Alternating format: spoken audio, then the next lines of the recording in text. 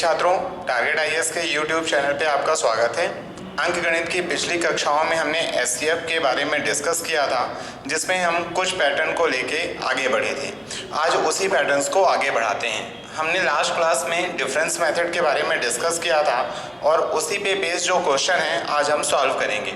जैसे एक क्वेश्चन का पैटर्न ये बनता है कि एक व्यक्ति पेट्रोल के 403 लीटर, डीजल के 465 लीटर व ऑयल के 496 लीटर को एक दूसरे के साथ मिलाए बिना पूर्णतः समान माप के डिब्बों में भरना चाहता है। क्या बोल रहा है कि हमारे पास जो पेट्रोल के कितने लीटर हैं? हमारे पास जो पेट्रोल के हैं 403 लीटर और इसी प्रकार हमारे पास डीजल के कितने लीटर हैं? डीजल के हमारे पास हैं 465 लीटर और हमारे पास जो ऑयल के हैं, ऑयल के हमारे पास हैं 496 लीटर। हमारे पास 403 लीटर पेट्रोल है, 465 लीटर डीजल है तथा 496 लीटर ऑयल है। अब हमें इन्हें एक दूसरे में मिक्स नहीं करना है, हमें इन्हें एक दूसरे में मिक्स किए बिना डिब्बों में भरना है और ऐसा भरना है कि प्रत्येक डिब्बा पूरी तरह से भरा हुआ हो। तब ऐसे कम से कम कितने डिब्बों की आवश्यकता होगी? हमें कैसे डिब्बे चाहिए? कम से कम डिब्बे। कम से कम तो डिब्बे तब होंगे जब डिब्बों का आकार क्या होगा? बड़ा से बड़ा होगा। यानी हमें वह बड़ी से बड़ी संख्या चाहिए जो इन तीनों संख्याओं को डिवाइड कर रही हो। क्यों? क्योंकि वह बड़ी से बड़ी संख्या जो तीनों संख्याओं को डिवाइड कर रही हो उस डिब्बे की क्या होगी? माप होगी। तो हमने देखा कि बड़ी से बड़ी संख्या जो दी गई संख्याओं को डिवाइड करे क्या होता है? हमारा एचसीएफ होता है। मतलब हमें इनका एचसीएफ निकालना है। एचसीएफ निकालने के लिए आप जानते हैं कि अभी हमने डिफरेंस मेथड पे डिस्कस किया था। अब डिफरेंस मेथड कैसे अप्लाई करेंगे? डिफरेंस मेथड के लिए हमें ऐसी दो संख्याएं सर्च करना है जो एक दूसरे के सबसे पास हो। हमने देखा यहाँ पे 62 का डिफरेंस आ रहा है, यहाँ पे तो 93 का डिफरेंस आ रहा है और अगर हम यहाँ पे देखें तो 65 5 70 और 26 क्या होगा? 96। यानी कितना हो रहा है? 26 5 31। यहाँ पे इन दोनों के बीच का डिफरेंस यानी अंतर कितना आ रहा है? 31। इसका मतलब या तो जो हमारा HCF है, या तो हमारा HCF क्या होगा? 31, या तो क्या होगा? 1, क्योंकि 31 क्या है? एक अभाज्य संख्या है तो इसके फैक्टर तो 1 ही बस होगा। तो हम 31 से डिवाइड करें, 31 एकम 31, 31 यहाँ 93, 31 एकम 31, 31 पंचे 155, 31 एकम 31 और 31 छक्का 186। 31 से सभी संख्याएं डिवाइड हो रही हैं। इसका मतलब हमारा HCF कितना हो गया? 31 हो गया। तब डिब्बों की संख्या, डिब्बों की संख्या है वो कितना हो जाएगा? 403 लीटर टोटल है और एक डिब्बे में कितना आता है? 31 लीटर। फिर 465 लीटर टोटल डीजल है और एक डिब्बे में कितना आता है? 31 लीटर। और 496 लीटर टोटल ऑयल है और एक डिब्बे में कितना आता है?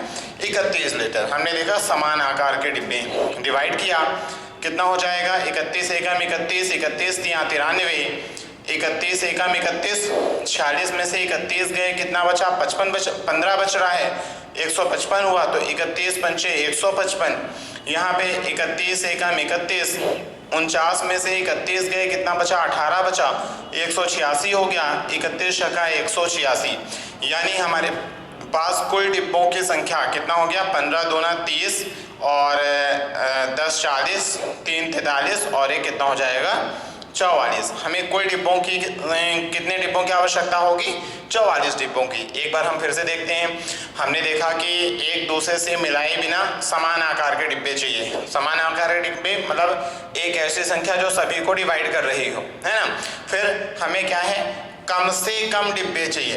कम से कम डिब्बे चाहिए जब हमारी वो संख्या क्या होगी? बड़ी से बड़ी। और बड़ी से बड़ी संख्या जो दी गई संख्याओं को डिवाइड कर रही हो HCF कहलाती है।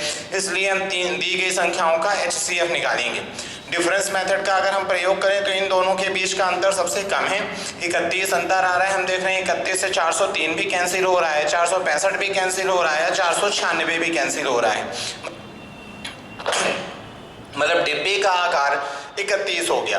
तब डिब्बों की संख्या टोटल पेट्रोल बटे एक डिब्बे में पेट्रोल, तो 403 बटे 31 यानी 403 लीटर है हमारे पास, और एक डिब्बे में 31 लीटर आता है, तो टोटल कितने डिब्बे चाहिए इसे भरने के लिए? पूरी तरह 13 डिब्बे। इसी तरह टोटल डीजल बटे एक डिब्बे में डीजल कितना आ रहा है? 15, और टोटल ऑयल बटे एक डिब्बे में ऑयल की मात्रा बराबर कितना हो गया? 16। तो हमें टोटल कुल कितने डिब्बों की आवश्यकता हुई?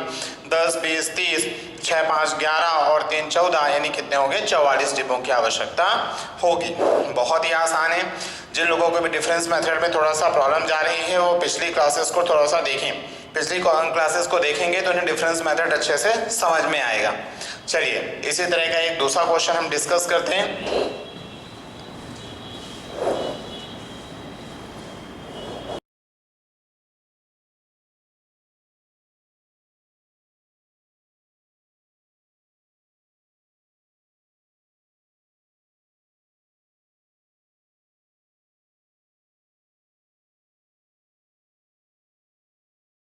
चलिए ठीक है, देखते हैं इस क्वेश्चन को। क्या लिखा हुआ है कि 105 बकरियां, 140 गधे, 175 गायों को एक नदी के पार ले जाना है। एक ही नाव उपलब्ध होने के कारण नाविक जो है शर्त रखता है। अब क्या शर्त रख रहा है इसे ध्यान से पढ़ना है। प्रत्येक फेरे में एक ही प्रकार के, मतलब जो वो एक चक्कर लगाएगा तो उसमें केवल एक ही प्रकार के जानवर ले जाएगा, या तो उसे बकरियां ले जाएगा, या तो गधे ले जाएगा, या तो गाय ले जाएगा। प्रत्येक चक्कर में वह, प्रत्येक फेरे में वह केवल एक ही प्रकार के तथा संख्या में समान, मतलब जितनी पहली बार में ले जाएगा उतने ही दूसरी बार, उतने ही तीसरी बार में ले जाएगा। अधिक से अधिक, ये बहुत इंपॉर्टेंट वर्ड है। अधिक से अधिक जब भी हमें निकालना होता है तो ज़्यादातर क्वेश्चन में हमें एचसीएफ ही निकालना होता है, क्योंकि अधिक से अधिक वह संख्या होती है, अधिक से अधिक वह संख्या जो दी गई संख्याओं को डिवाइड करे वो एचसीएफ होती है। तो क्या बोल रहे हैं? 105 बकरियां, 140 गधे व 175 गायों को नदी के पार ले जाना है। एक ही नाव उपलब्ध होने के कारण नाविक ने शर्त रखा है कि वह प्रत्येक फेरे में केवल एक ही प्रकार की तथा संख्या में क्या होगा? बराबर अधिक से अधिक पशुओं को पार ले जाएगा। तब उसे कम से कम कितनी बार नदी के पार पशुओं को ले जाना पड़ेगा? कम से कम कितनी बार पशुओं को ले जाना पड़ेगा? कम से कम तो वो तब ले जाएगा जब एक बार में वो अधिक से अधिक पशुओं को ले जाए। तो हमने देखा कि बकरियां कितनी हैं हमारे पास? बकरियां हैं 105, गधे हैं 140, और गाय जो है हमारे पास कितनी है? 175। तो हमें वह बड़ी से बड़ी संख्या चाहिए जो दी गई संख्याओं को पूर्णतः डिवाइड करे, और वह बड़ी से बड़ी संख्या जो दी गई संख्याओं को पूर्णतः डिवाइड करती है क्या कहलाता है? हमारा एचसीएफ। तो हमने देखा डिफरेंस मेथड का प्रयोग करेंगे। 105 और 140 का अंतर कितना आ रहा है? 35 आ रहा है, यही हमारा एचसीएफ कितना हो गया? हमारा 35 हो गया। तो हम जानते हैं कि संख्या कैसे निकालते हैं? जब टोटल में टोटल पशु अपॉन एक चक्कर में ले जाए गए पशु को डिवाइड करेंगे तो हमें आ जाएगा चक्रों की संख्या। तो कुल हमें कितने फेरे लगाने पड़ेंगे? फेरे की संख्या बराबर क्या हो जाएगा आपका? 105 टोटल बकरियां हैं, एक चक्कर में 35 गई हैं, तथा 140 टोटल गधे हैं, एक चक्कर में 35 गए हैं, 175 टोटल गाय हैं और एक चक्कर में 35 गए हैं। तो हमने देखा 35 तियां 105, 35 चौको 140 और 35 पंचे 175। तो गायों को बकरियों को ले जाने के लिए उसे 3 चक्कर लगाने पड़े, गधों को ले जाने के लिए उसे 4 चक्कर लगाने पड़े, और गायों को ले जाने के लिए उसे 5 चक्कर लगाने पड़े। तो इस प्रकार प्रत्येक पशु को नदी पार कराने के लिए उसे कुल कितने चक्कर लगाने पड़ रहे हैं?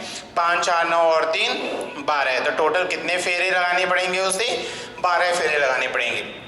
बहुत ही आसान क्वेश्चंस हैं, बस छोटे छोटे लॉजिक्स हैं जिन्हें आपको समझना है। जैसे ही आप कॉन्सेप्ट को समझोगे बहुत आसानी से आप क्वेश्चन को सॉल्व कर पाओगे। हमने देखा 105 बकरियां, 140 गधे और 175 गाय हैं। हमें अधिक से अधिक पशुओं को एक बार में ले जाना है। अधिक से अधिक वो भी क्या? प्रत्येक चक्कर में बराबर पशु जाने चाहिए। तो हमने देखा वह वह संख्या जो दी गई संख्याओं को पूरी तरह, वह बड़ी से बड़ी संख्या जो दी गई संख्याओं को पूरी तरह डिवाइड करे वो HCF कहलाती है। इसलिए 105, 140 और 175 का अधिक से अधिक बड़ी संख्या निकाला तो इसके लिए डिफरेंस मेथड का प्रयोग किया। 105 और 140 के बीच अंतर कितना है? 35 है। तो हमने देखा 35 से सभी डिवाइड हो रहे हैं, मतलब हमारा HCF कितना हो गया? 35 हो गया। तब फेरों की संख्या कितनी हो जाएगी? 105 टोटल है, एक फेरे में 35, 105 140 टोटल गधे हैं, एक फेरे में 35, 175 टोटल गाय हैं तथा एक फेरे में 35। तब 35 दिया 105, ये क्या हो गया?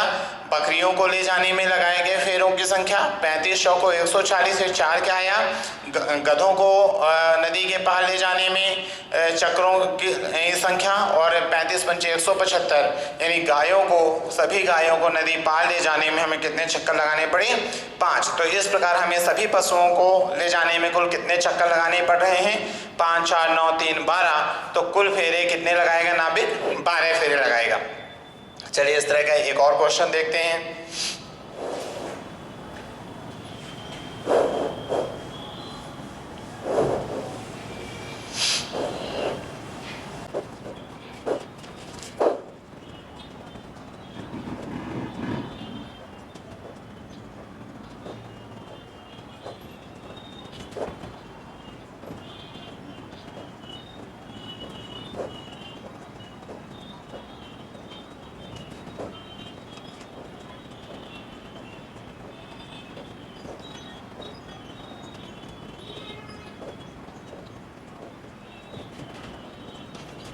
तो देखिए क्या बोला जा रहा है कि एक माली के पास 3 प्रकार के पेड़ हैं। 44 सेब के पेड़ हैं। सेब के पेड़ हमारे पास कितने हैं? सेब के पेड़ हैं 44। केला के पेड़ हैं हमारे पास 66 तथा आम के पेड़ हमारे पास कितने हैं? 110। तो क्या बोला जा रहा है? 44 सेब के पेड़ हैं, 66 केला के पेड़ हैं तथा 110 आम के पेड़ हैं।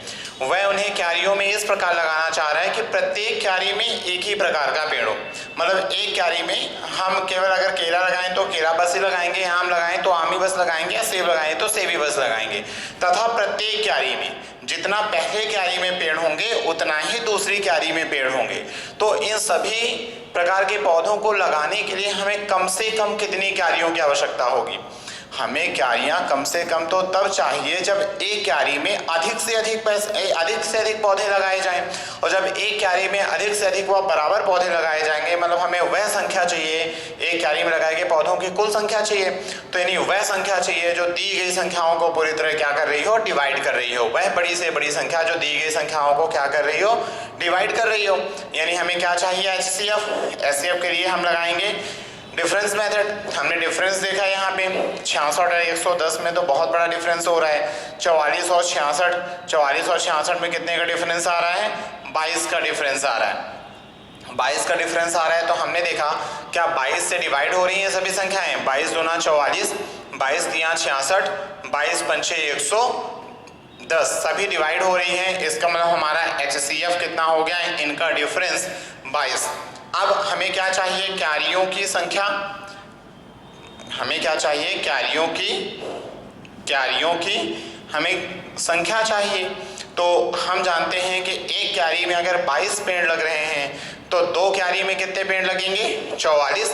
यानी 44 सेब को लगाने के लिए 22 की 2 क्यारियाँ, केले के 66 पेड़ों को लगाने के लिए 22 की 3 क्यारियाँ, और आम के 110 पेड़ लगाने के लिए 22 की 5 क्यारियाँ लगानी पड़ेगी। हमें 5 क्यारियों की आवश्यकता होगी। तो 46/22 प्लस 66/22 प्लस 110/22 यानी कितना हो गया? 22 दूना 44, 22 तिया 66, 22 पंचे 110, यानी 5 3 8 और 2 10, यानी हमारी क्यारियों की जो संख्या होगी वो कितनी होगी? 10 होगी। एक बार सब फिर से समझते हैं। हमें कम से कम क्यारियां चाहिए। कम से कम क्यारियों की आवश्यकता कम से कम तो क्यारियां तब होंगी जब एक क्यारी में अधिक से अधिक पौधे लगेंगे। वो भी प्रत्येक क्यारी में पौधे कैसे होने चाहिए? इक्वल। मतलब हमें वह इक्वल संख्या, वह बड़ी से बड़ी इक्वल संख्या चाहिए जो सभी को डिवाइड कर रहे। और हम जानते हैं वह बड़ी से बड़ी इक्वल संख्या जो दी गई संख्याओं को डिवाइड करे वो HCF होती है। तो 44, 66 और 110 का जो HCF है वो कितना हो गया? 22। अब हमें क्यारियों की संख्या चाहिए। तो हम जानते हैं कुल पेड़ बटे एक क्यारी पे पेड़ 44 बटे 22, कुल केले के पेड़ बटे एक क्यारी पे केले के पेड़, कुल आम के पेड़ बटे एक क्यारी में आम के पेड़। तो टोटल कितनी संख्या आ रही है? 22 दूना 44, 22 तिया 66, 22 पंचे 110, यानी हमारे पास कुल क्यारियों की संख्या कितनी हो गई? 10। हमें 44 से 66 के लिए तथा 110 आम के पेड़ लगाने के लिए कुल 10 क्यारियों की आवश्यकता होगी। बहुत ही आसान क्वेश्चंस है। तो आई थिंक इतने में 3 क्वेश्चंस हो गए हैं एक ही पैटर्न के, तो आप लोगों से बन जाने चाहिए। एक दूसरा पैटर्न है, बहुत बढ़िया है, अक्सर एग्जाम्स में आता रहता है, इसे हम आज डिस्कस करेंगे।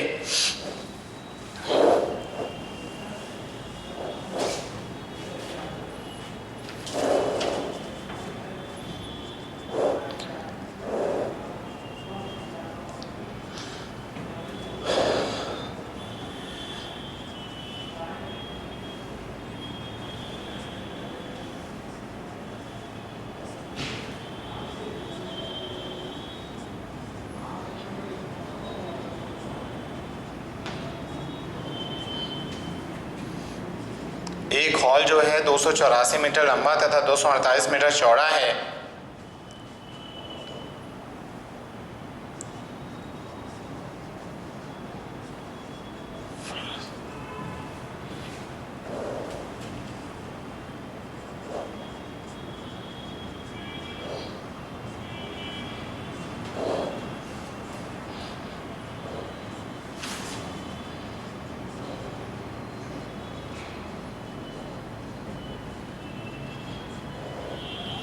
क्या बोला जा रहा है कि एक हॉल जो है 284 मीटर लंबा 248 मीटर चौड़ा है, तब इसके फर्श में कम से कम कितनी वर्गाकार टाइल्स लगेंगी।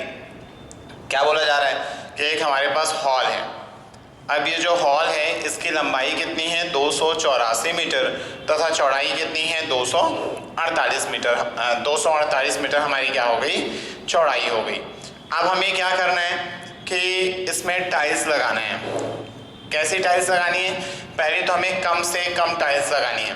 कम से कम टाइल्स तब लगानी पड़, वो भी कैसी टाइल्स है? वर्गाकार। हम जानते हैं वर्गाकार टाइल्स है मतलब इनकी लंबाई और चौड़ाई दोनों क्या होगी? बराबर होगी। तो हम देखें कि हमें वर्गाकार यानी एक जैसी टाइल्स कितनी लगानी है? कम से कम तो टाइल्स तब होंगी जब टाइल्स का जो लंबाई और चौड़ाई है वो क्या होगी? अधिक से अधिक होगी। तो हमने देखा कि हमें वह बड़ी से बड़ी संख्या चाहिए, है ना, हमें वह बड़ी से बड़ी संख्या चाहिए जो 284 और 248 दोनों को क्या करें? पूरी तरह डिवाइड करें, यानी इनका HCF। तो हमने देखा डिफरेंस मेथड का प्रयोग करें तो अगर इनका HCF निकालें तो हम देख रहे हैं यहाँ पे 14 में से 8 गया तो कितना बचेगा? 6 बच रहा है यहाँ पे। फिर यहाँ पे कितना बचा? 7 में से 4 गया, कितना हो रहा है? 3 बच रहा है। तो कितना आ रहा है हमारा? अब अंतर कितना आ रहा है हमारा? 36 आ रहा है। 14 में से 8 गया 6 और 7 में से 4 गया 3। ठीक है, अब हम देखेंगे क्या 36 से पूरी तरह डिवाइड हो रहा है। अगर हम 36 से डिवाइड करें तो हम देख रहे हैं कि 36 से कितनी बार में जाएगा ये? 36 6 से यूनिट डिजिट से देख लेते हैं हम। अगर हम 6 से अगर डिवाइड करें तो 6 चौको 24, 4 बार में 36 चौको 144 हो जाए, 36 पंचे 180 हो जाएगा और 36 8 नहीं 8 बार में भी नहीं जा रहा। अगर 8 बार का मल्टीप्लाई करें तो 8 तिया 24 यानी कितना हो गया? 240, बिल्कुल नहीं जाएगा। और हम देख रहे हैं कि ये नहीं कट रहा है मतलब हमारा या तो HCF 36 होता या तो 36 का क्या होता? कोई मल्टीपल होता है। एक बार नंबर्स चेक कर लेते हैं। 284 और 248 ही हैं। तो हम देख रहे हैं इनका HCF अगर हम निकालें तो HCF कोई ज़रूरी नहीं है कि हर बार आप डिफरेंस मेथड का ही प्रयोग करें। जहाँ पे ज़्यादा जो मेथड यूज़फुल होगी, जैसे अगर हम इसमें हम देख रहे हैं सीधे हम देख रहे हैं कि 4 का भाग तो दोनों में जा रहा है, 4 का भाग तो दोनों में चला जाएगा। भाई 4 का डिविजिबिलिटी रूल होता है कि अंतिम के 2 अंक अगर 4 से विभाजित हो जाएं तो संख्या 4 से विभाजित हो जाएगी। तो HCF हमारा क्या होता है? HCF होता है हमारा बड़ी से बड़ी कॉमन संख्या। तो हम बड़ी से बड़ी संख्या इनमें कॉमन करते हैं। हमने देखा कि 4 का भाग दोनों में जा रहा है, 4 दूनी 8, 4 एकम 4 और ये कितना हो रहा है? 4 एकम 4, 4 दूनी 8, 4 कॉमन हो गया। फिर 8 4 12, 12 2 14। अब डिवाइड नहीं हो रहा, यहाँ पे और क्या हो रहा है, 8 4 12, 12 2 14 हो रहा है। हमने देखा था कितना कितना डिवाइड होता है ये, 4 7 28, 4 एकम 4 और 4 6 24 और 4 दूनी 8। सीधा सीधा था कि हमने देखा कि जो 28 4 7 28 और 4 एकम 4 71 आ रहा है, और 71 और 62 में कुछ कॉमन है नहीं। क्या दोनों में कॉमन था, 4 कॉमन था, जो हमने पहले ही कॉमन कर दिया, यानी हमारा HCF कितना हो जाएगा 4। यहाँ पे 4 क्या है, हमें उस वर्गाकार जो टाइल्स है उसकी क्या मिल गई, लंबाई, और हम जानते हैं उसकी लंबाई अगर 4 है तो उसकी चौड़ाई भी कितनी होगी, 4 होगी। क्यों, क्योंकि वर्ग की लंबाई और चौड़ाई क्या होती है, बराबर। तब टाइल्स की संख्या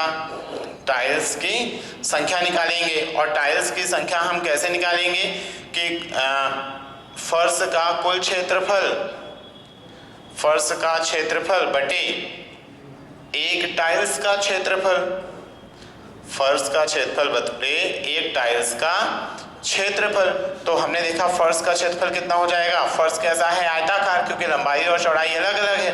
तो आयत का जो क्षेत्रफल होता है, आयत का क्षेत्रफल जो होता है वो क्या होता है, लंबाई गुणे चौड़ाई।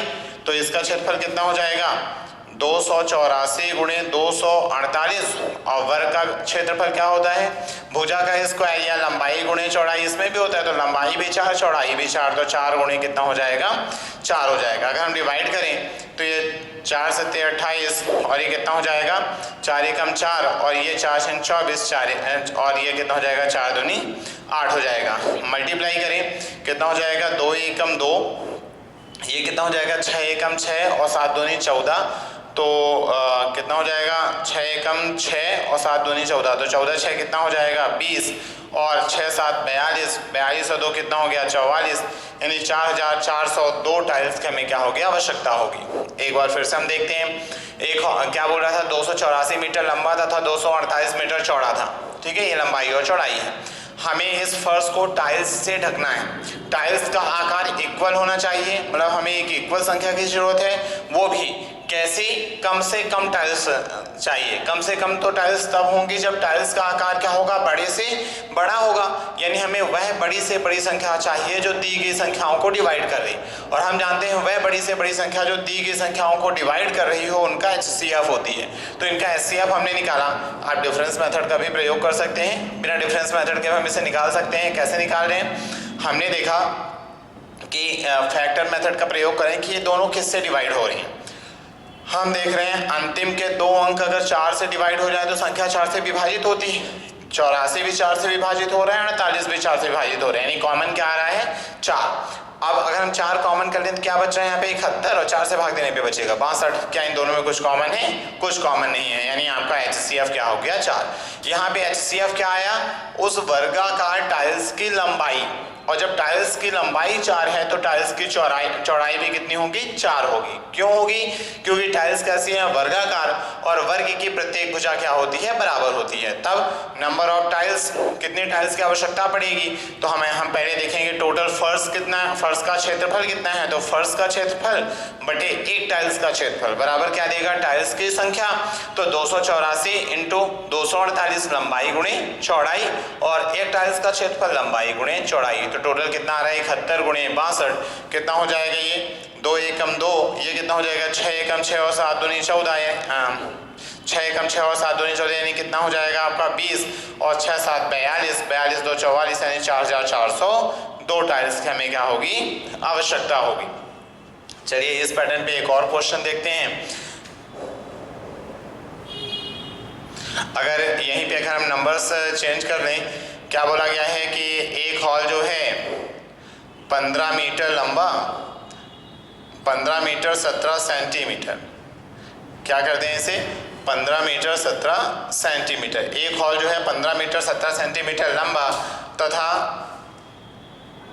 9 मीटर 2 सेंटीमीटर, 9 मीटर और 2 सेंटीमीटर क्या है, चौड़ा है। क्वेश्चन में हम इसी में थोड़ा सा परिवर्तन कर रहे हैं।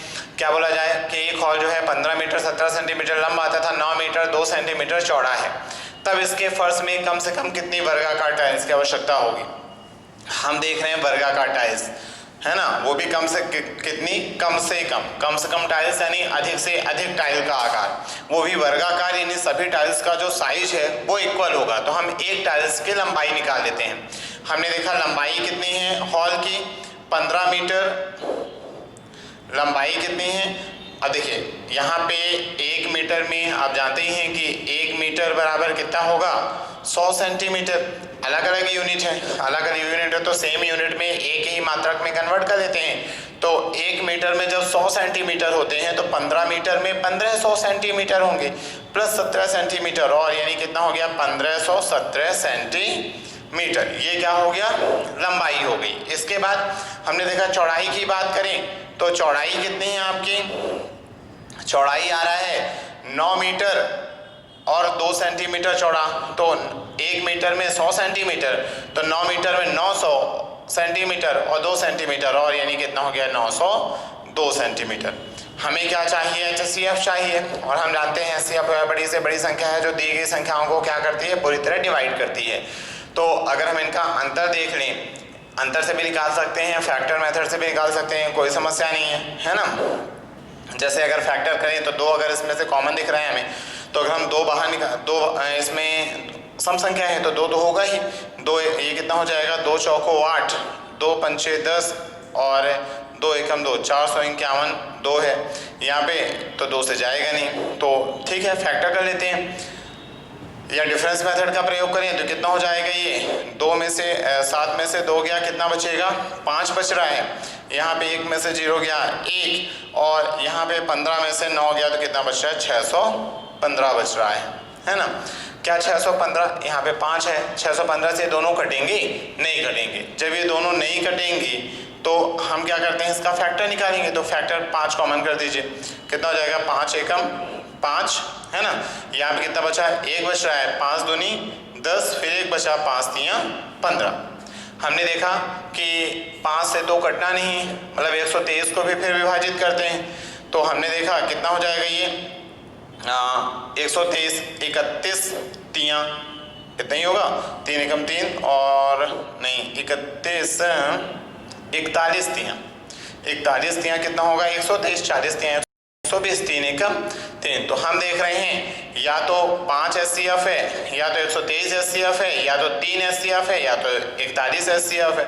हमने देखा 5 से तो कटेगा नहीं, 615 से कट नहीं रहा है। अब अगर हम 3 से बात करें तो 9 तो 11 हो रहा है, नहीं 3 से भी नहीं कटेगा। जब 3 से नहीं कटेगा तो 123 से तो कटना ही नहीं है। क्या बचा हमारा 41, यानी ये संख्या हमारी किससे कटनी है, 41 से। तो हमारा HCF जो है वो कितना हो जाएगा 41। तब सीधे आपको क्या निकालना है, टाइल्स की संख्या। आपको क्या चाहिए, टाइल्स की संख्या। और संख्या कैसे निकालते हैं, कुल क्षेत्रफल बटे एक टाइल्स का क्षेत्रफल। तो कुल क्षेत्रफल लंबाई गुणे चौड़ाई, यानी कितना हो जाएगा 1517 गुणे 902 बटे 41 गुणे 41 हो जाएगा। अगर हम 41 से डिवाइड करें तो कितना हो जाएगा, 41 दूना 82, 2 बार जा रहा है, 8 बचा यहाँ पे, 41 दूना 82, है ना। फिर 40 चौको 160, 4 बार में ज़्यादा हो जाएगा तो 3 बार, 41 तियां 123, 41 तियां कितना होगा 123। अब यहाँ पे 151 में 123 गए, तो हम देख रहे हैं 123 में 7 जोड़ देंगे तो 30 हो जाएगा, और 21 और तो कितना हो जाएगा 28 बच रहा है। यहाँ पे कितना हुआ 287। तो हम देख रहे हैं 41 287, तो 41 सत्ते 7 एकम 7, 7 चौक 28, कितना हो जाएगा 287 हो जाएगा। फिर से एक बार देखिए, हमने एक बार फिर चेक कर लेते हैं कहीं गलत तो नहीं हुआ।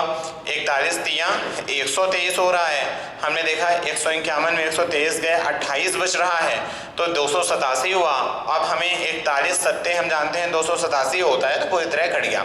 मल्टीप्लाई कर लें इसे, कितना हो जाएगा ये हो जाएगा कितना हो जाएगा 37 दूना 74 की 4, कैरी आई 7, 37 दूना 74 और जो 7 है कितना हो जाएगा 81। यानी हमें कितने टाइल्स की आवश्यकता पड़नी है, 814 टाइल्स की आवश्यकता पड़नी है। एक बार फिर से देख लेते हैं, 15 मीटर 17 सेंटीमीटर लंबाई, यानी लंबाई कितनी है 1517 सेंटीमीटर। भाई 1 मीटर बराबर 100 सेंटीमीटर, तो 15 मीटर बराबर 1500 प्लस 17 और यानी 1517 सेंटीमीटर। 9 मीटर सेंटीमीटर में 900 सेंटीमीटर प्लस 200 सेंटीमीटर 902 सेंटीमीटर। इनका HCF निकालना है क्योंकि हमें कम से कम टाइल्स चाहिए, यानी टाइल्स का आकार बड़ा से बड़ा होना चाहिए। तो अगर हम इनका डिफरेंस मेथड निकालें तो इनका अंतर कितना आ रहा है 615। 5 है इसमें, इनमें 5 है नहीं, तो ये तो डिवाइड होगी नहीं, तो इसका मतलब ये है हम इसे स्प्लिट करते हैं, इसके फैक्टर निकालते हैं।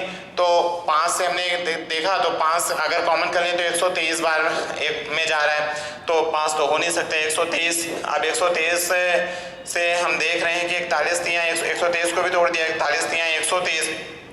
हम देख रहे हैं कि 41 तियां 123 होता है। हम देख रहे हैं 123 में 3 है, तो क्या ये 3 से कट रहा है? नहीं कट रहा है, मतलब 123 से भी नहीं कटेगा। बचा क्या 41, तो 41 से डिवाइड करने पे दोनों क्या हो रहे हैं? डिवाइड हो रहे हैं, यानी हमारा HCF कितना हो जाएगा 41।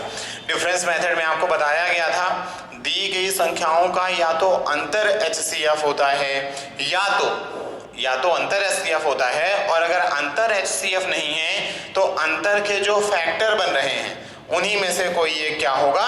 HCF होगा। तो अंतर का एक फैक्टर क्या है 41, और 41 से हमारा यहाँ पे क्या है HCF है। तो टाइल्स की संख्या बराबर कुल क्षेत्रफल बटे एक टाइल्स का क्षेत्रफल। कुल क्षेत्रफल कितना है? लंबाई गुणे चौड़ाई, लेंथ इंटू ब्रेड्थ, 1517 गुणे 902 बटे टाइल्स का क्षेत्रफल यानी लंबाई गुणे चौड़ाई 41 गुणे 41।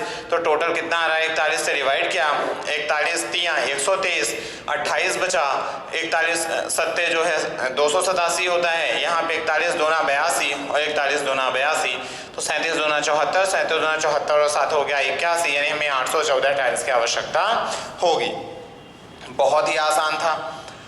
तो ये आपके इस तरह के कुछ पैटर्न के क्वेश्चन कराए गए हैं। आपके बुक्स में जितने भी इस तरह के क्वेश्चन मिले उन्हें देख के सॉल्व कीजिएगा, बहुत ही आसान है। थोड़ा सा क्लास में टाइम कम रहता है यहाँ पे, और हमें आपको अच्छे से अच्छा कंटेंट प्रोवाइड करना है, तो इसलिए अगर स्पीड ज़्यादा हो जाती है तो आप उसे बार बार रिवाइंड करके देख सकते हैं, जिससे आपका कॉन्सेप्ट बढ़िया से बढ़िया हो जाए।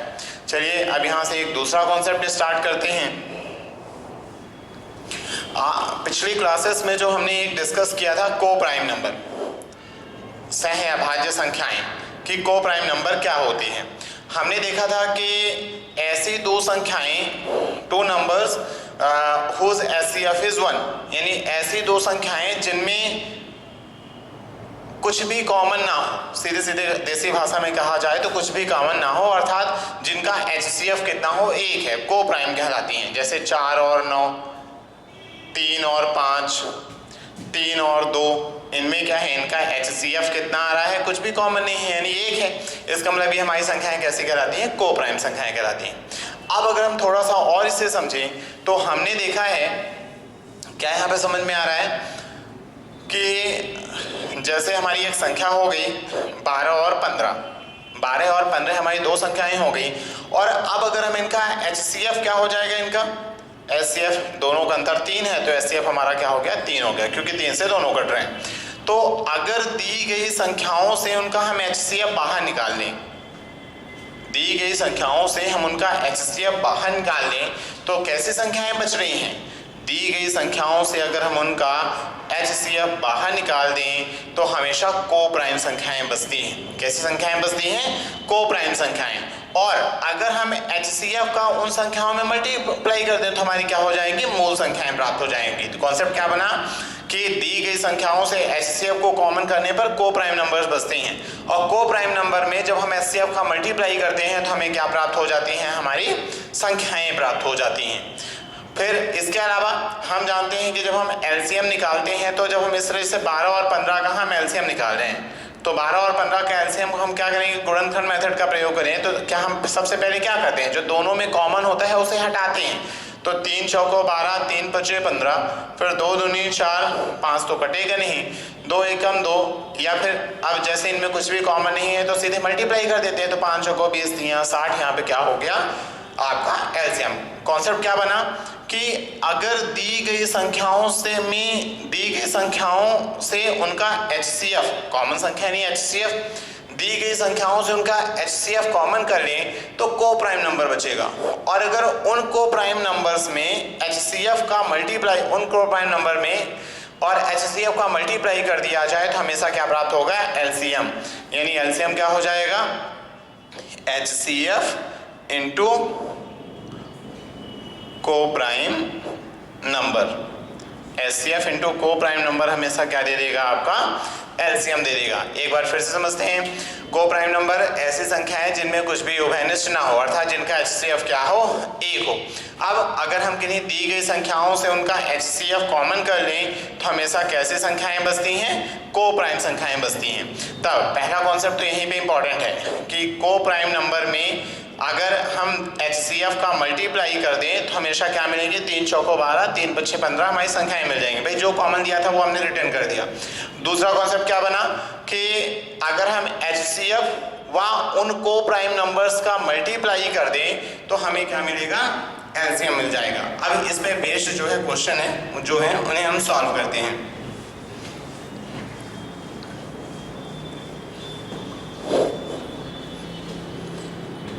जैसे इसमें एक क्वेश्चन बहुत बढ़िया बनता है, इस तरह का क्वेश्चन अक्सर बनता है कि दो संख्याओं का HCF 3 व योगफल 36 है। दो संख्याओं का HCF 3 व योगफल 36 है, तब ऐसी संख्याओं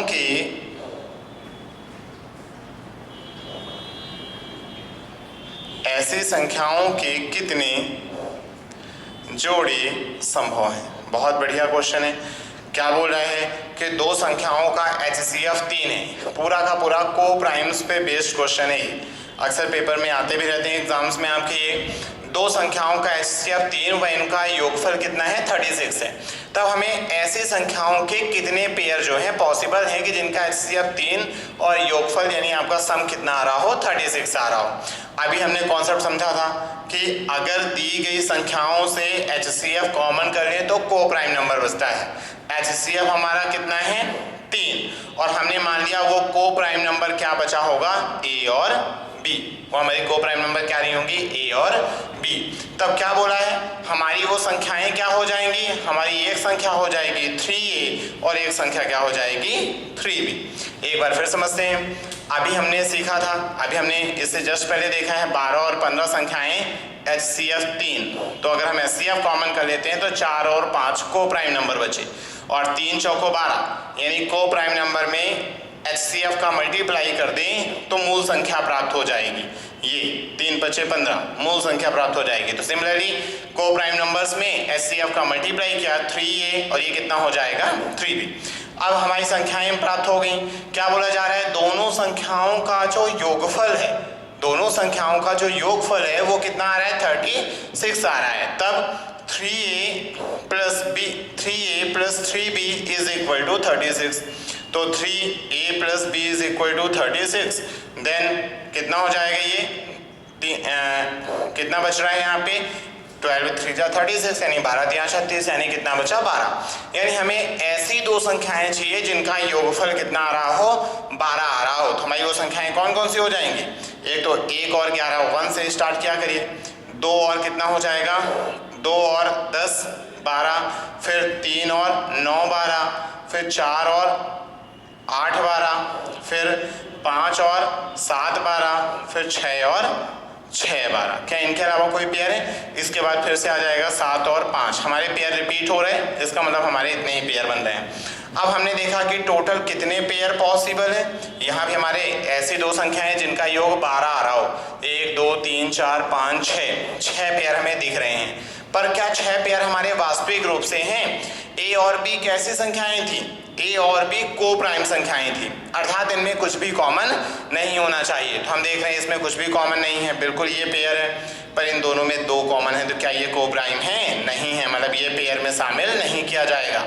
3 और 9 में भी 3 कॉमन है, मतलब ये भी हमारा पेयर नहीं है। 4 और 8 में 4 कॉमन है, इसलिए ये भी पेयर नहीं है, को प्राइम नहीं है। 6 और 6 में 6 कॉमन है, इसलिए ये भी पेयर नहीं है। तो ऐसी कितनी संख्याएं हैं जिनका योग 12 है और वो को प्राइम है, तो हमारे टोटल कितने पेयर बनेंगे? केवल 2 जोड़े संभव हैं। कितने जोड़े संभव हैं? 2 जोड़े। एचसीएफ का मल्टीप्लाई किया, संख्याएं प्राप्त हो गई, संख्याओं का योगफल दिया था, तो हमें a प्लस बी का मान मिल गया 12। अब हमें ऐसी 2 को प्राइम संख्या चाहिए जिसका योग कितना आ रहा हो? 12। तो 1 और 11 को प्राइम है, कुछ भी कॉमन नहीं है। 5 और 7 को प्राइम है, कुछ भी कॉमन नहीं है। तो केवल ऐसी कितनी संख्याओं के जोड़े संभव है? केवल 2 जोड़े ही क्या हैं? संभव है। चलिए एक और देखते हैं इसी तरह का।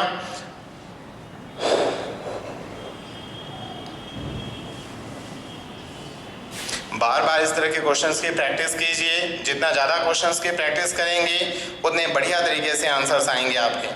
जैसे हमने बोला कि HCF जो है आपका 13 है और जो योगफल है वो 2028 है। HCF जो है आपका 13 है और योगफल कितना है? 2028। तब ऐसी संख्याओं के कितने जोड़े संभव है? तो हम जानते हैं अगर हमारा HCF जो है 13 है तो हमारे 2 को प्राइम नंबर A और B होंगे। तो योगफल दिया है तो हम जानते हैं योगफल पे 13A 13B दोनों में 13 कॉमन ही है, तो हम कह सकते हैं। इसलिए 13A प्लस B बराबर कितना है? 2028 है। 13A प्लस B सॉरी ये योगफल की जगह यहाँ पे होना चाहिए गुणनफल।